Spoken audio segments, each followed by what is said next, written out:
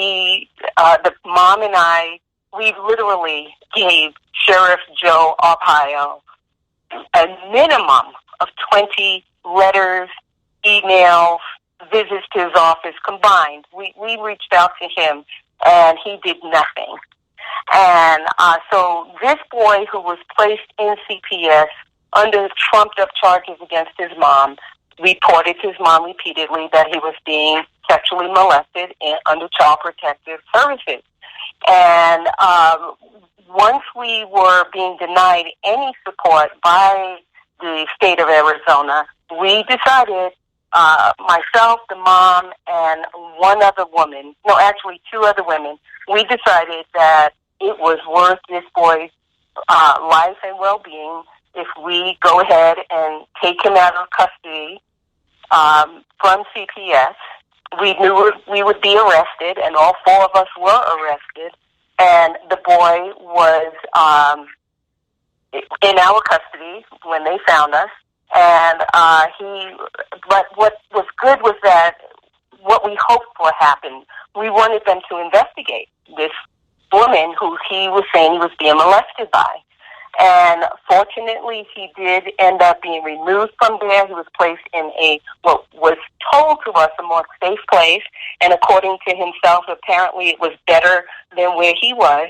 But yeah, that's what we did, because CPS is a criminal ring. Let's just say it. It is a criminal ring. The thing that is... Thank you.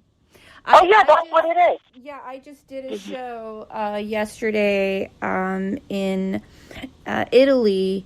There were 18, a mayor, social worker, and psychologist. A ring was 18 people total were arrested for fabricating cases of trumped-up charges of sexual abuse, and then actually placing them in foster care placements where they were being sexually abused. Yes. And that's, even fabricating evidence, fake drawings, things of that nature. You had mentioned one case to me, though, that was really disturbing to me, and this was a case where you said a child had told you that they were being molested repeatedly during the night and had a bag placed over their head. Oh, those were two little precious sisters who I had, I think, fourth or fifth graders when I taught in Los Angeles.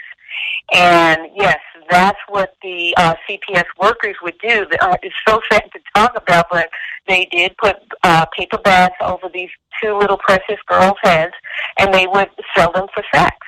And they would have men come in, and I mean, to describe what they went through, not just physically, from the person's hands, but objects, and just the way these girls were being sold by the CPS parents, making money off of these girls, having men come in, drunk or otherwise, having sex with these little girls under their care. And, I mean, there are so many stories that what I'm telling you is not an instance that is rare. These things happen frequently to our children who are placed in CPS care. It's an epidemic. It is. It is. And CPS, Child Protective Services, is actually encouraging the sexualization of children. They have had hundreds of calls regarding this child. Desmond is amazing. And it falls on deaf ears. It does, yeah. So, I mean, they're actually endorsing this, our culture, which is sexualizing children. They're endorsing it. Yes, they are endorsing it. Now, there is a saying that says silence is consent. So when you have people who are out of control and protected by a government that turns a blind eye, and you have there's no recourse for these children. You have these people who are doing exactly what they want to our children, and we have adults aware of this who are silent. And so where is there an open door for our children if the majority of people who are aware of this are quiet? It's sad that, I campaigned in Washington, D.C. several times, and I've met parents who would walk up to me, maybe I'm holding a sign, and they're like, oh, what is this all about? And I would explain to them, well, we have CPS attacking children in homes and putting them in their regime. You have the government allowing that. Then you have teachers beating kids in our schools. The government's allowing that. And we have a bunch of people out there who know about this who are taking zero action. So it will only increase. So a lot of people who walk up to me and they hear about these things, they'll give me their number maybe, I'll contact them, and there generally is zero response. Now, this is no way to have America be restored. A lot of people feel that my campaign, some people feel like I shouldn't, why am I even bothering? Kids need to be hit. Well, I disagree with it, and they didn't even be hit at all, let alone by a stranger. That's like a cop pulling you out of your car because you went through a red light, and he's going to take his billy club and strike you with it. That's just not the way it works. We take advantage of our children who are voiceless, and we leave them. We're allowing this, and then when that same child grows up and does to another what was done to them, we then call that child a wild animal, lock them up, hang them, electric chair, whatever we can do to get rid of that person. Yet it is our silence that's allowing all of this to continue. These things are already against the law. I explained, I think, on the last show, ending corporal punishment is the 13th Amendment. There is absolutely no reason why our schools should allow beating. They're breaking the law.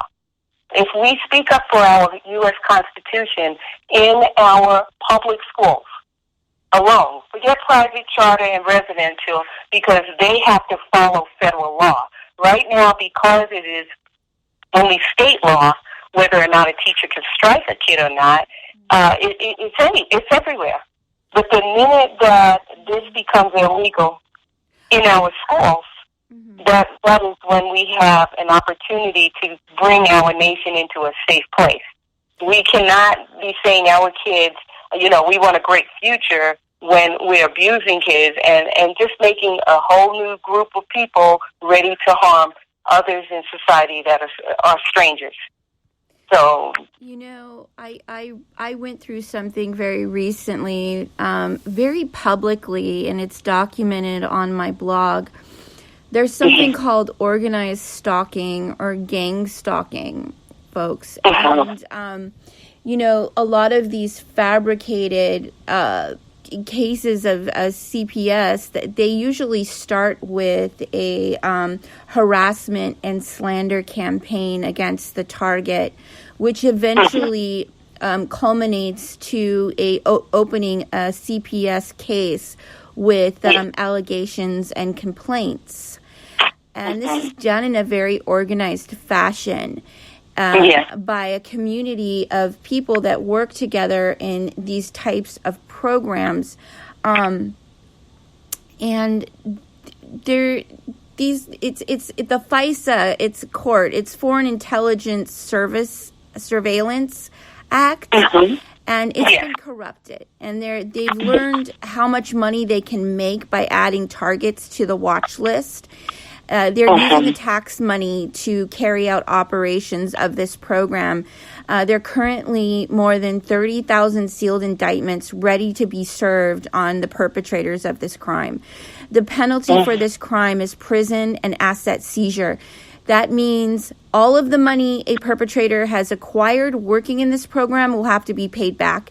And I say if you're in these types of programs, get out before it's too late for you, because the tide is turning.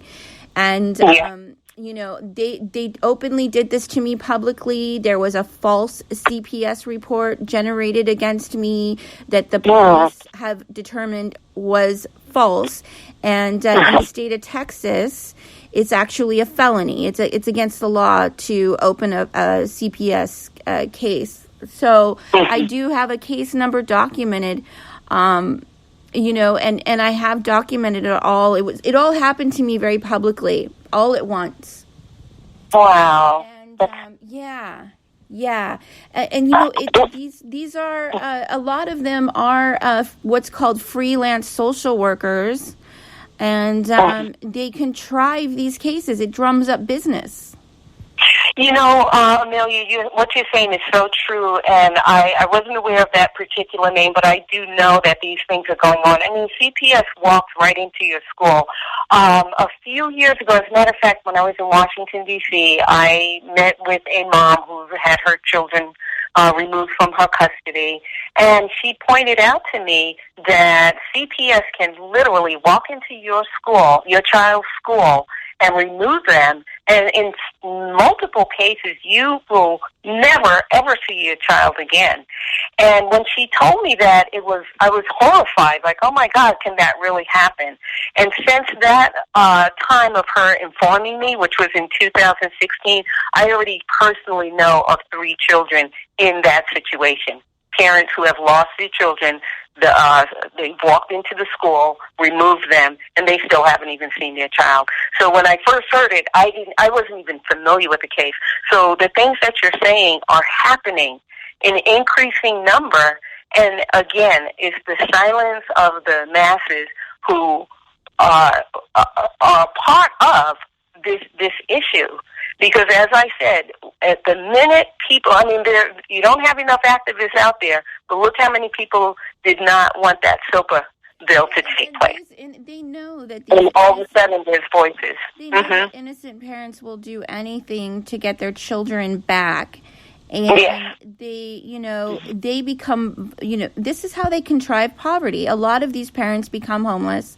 They become vulnerable to human trafficking because they need money because they're being extorted by the legal system.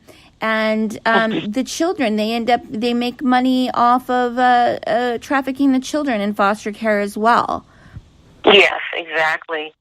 And our silence produces this in ways that affect us. I mean, Son of Sam, as I said, I might have mentioned him. He was raised in Child Protective Services.